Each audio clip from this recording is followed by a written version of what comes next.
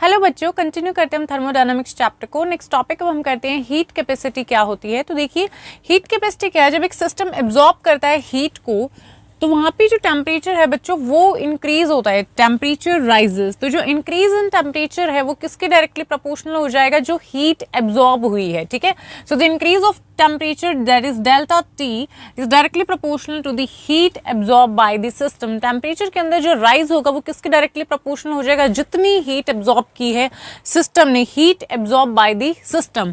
So Q that is directly proportional to the delta T और Q is equal to क्या हो जाएगा हमारा C delta T। And here C क्या है, C is the heat capacity of the system. तो heat capacity क्या हो जाएगी, Q बाई में डेल्टा T। तो C is equal to Q by में डेल्टा T एंड Q क्या है यहाँ पे हमारी हीट एब्जॉर्ब है और डेल्टा टी क्या है हमारे यहाँ पे इंक्रीज ऑफ टेम्परेचर है।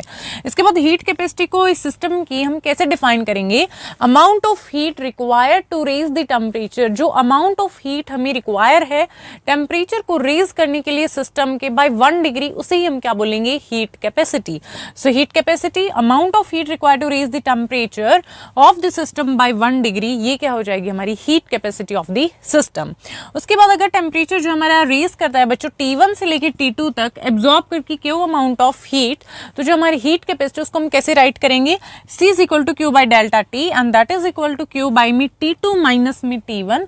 और अगर जो हमारी डेल क्यू है, हमारी small amount of heat absorb हुई है, स्मॉल इंक्रीज होगा टेम्परेचर में तो small amount of heat absorb हुई है, because small amount of heat जब एब्जॉर्ब होगी तो जो टेम्परेचर में रेज आएगा वो भी थोड़ा सा ही होगा। तो वहां पे क्या होगी, small increase in temperature system में वो कितना हुआ है, T से T प्लस DT हुआ है। ठीक है, तो जो हीट कैपेसिटी उसको हम कैसे राइट करेंगे, C is equal to del Q by में DT, ये क्या हो जाएगी हमारी हीट कैपेसिटी हो जाएगी। ऑलराइट, तो यहां तक नोट कर लो। नेक्स्ट हीट है जो बच्चों वो स्टेट फंक्शन नहीं है, तो इसलिए जो हीट कैपेसिटी है वो भी हमारा स्टेट फंक्शन नहीं है। और जो हीट कैपेसिटी होती है वो क्या है, हमारा पाथ फंक्शन है, मतलब वो पाथ पे डिपेंड करती है, जो पाथ फॉलो किया जा रहा है, ना कि इनिशियल एंड फाइनल स्टेट पे डिपेंड कर रही है।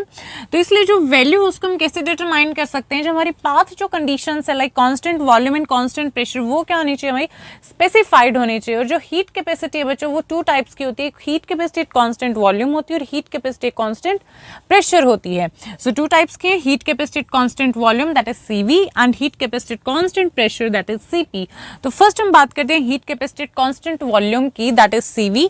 तो heat capacity क्या है, C that is equal to del Q by में DT इसके इक्वल होती है। तो जो heat capacity constant volume है वो क्या हो जाएगी हमारी CV that is equal to del Q V by में DT। ऑलराइट, तो यहाँ तक आप नोट कर लीजिए। इसके बाद हम आगे करते हैं बच्चों।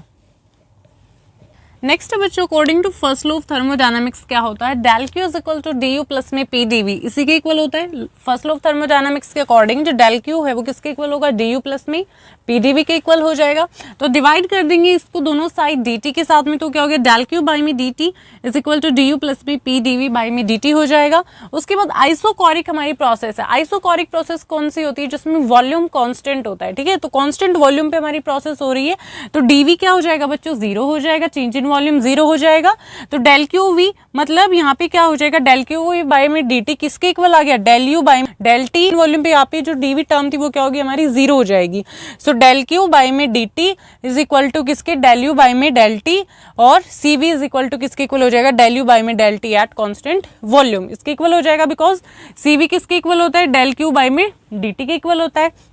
उसके बाद देखिए in case of ideal gas जो हमारी इंटरनल एनर्जी है बच्चों U, वो वेरी करती है सिर्फ टेम्परेचर के साथ में, और वो इंडिपेंडेंट होती है वॉल्यूम के। ठीक है, वो इंडिपेंडेंट है वॉल्यूम के, इसलिए जो हीट कैपेसिटी होगी एट कांस्टेंट वॉल्यूम वो हमारी आइडियल गैस के लिए क्या हो जाएगी, CV is equal to DU by में DT हो जाएगी। क्लियर है यहाँ तक।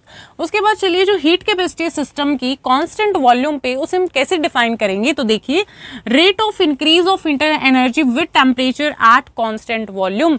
कांस्टेंट वॉल्यूम पे जो रेट है जिसके साथ इंक्रीज हो रही है हमारी इंटरनल एनर्जी विद टेम्परेचर, वही क्या हो जाएगा, एट कांस्टेंट वॉल्यूम हमारी हीट कैपेसिटी हो जाएगी एट कांस्टेंट वॉल्यूम। तो ये आपको याद रखनी है डेफिनेशन।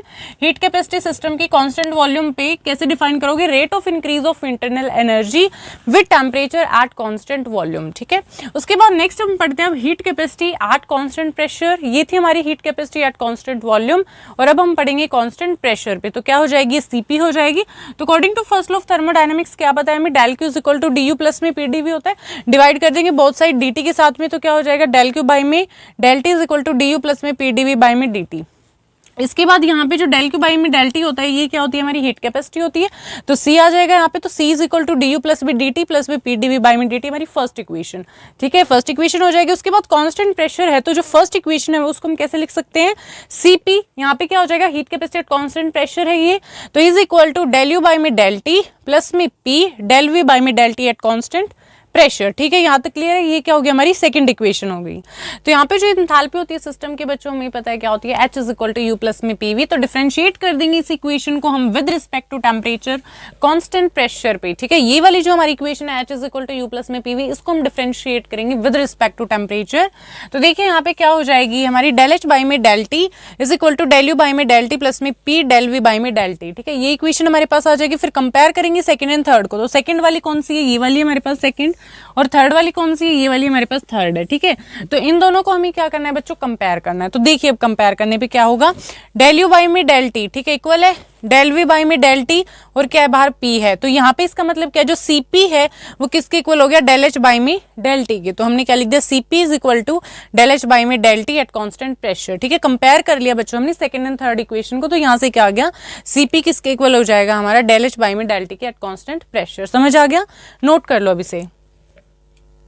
आइडियल गैस के केस में बच्चों जो हमारी एंथैल्पी है वो वैरी करती है टेम्परेचर के साथ में। ठीक है, एंथैल्पी वैरीज विद टेम्परेचर, और वो इंडिपेंडेंट होती है प्रेशर के, इसलिए जो हमारी हीट कैपेसिटी होगी at constant pressure for ideal gas, वो क्या हो जाएगी, Cp is equal to D H by में डी टी। ठीक है, ये हो जाएगी। और जो heat capacity at constant pressure, उसको हम कैसे डिफाइन करेंगे, अब rate of increase of enthalpy, जो रेट ऑफ इंक्रीज एंथैल्पी का वो with temperature at constant pressure, वो क्या हो जाएगी, हमारी heat capacity at constant pressure। क्या है, rate of increase of enthalpy with temperature at constant pressure। Alright, so okay students, आज के इस वीडियो में इतना ही करते हैं। अगर आपको यहाँ तक कोई भी डाउट आए कमेंट बॉक्स में कमेंट करना। मिलते हैं नेक्स्ट वीडियो में।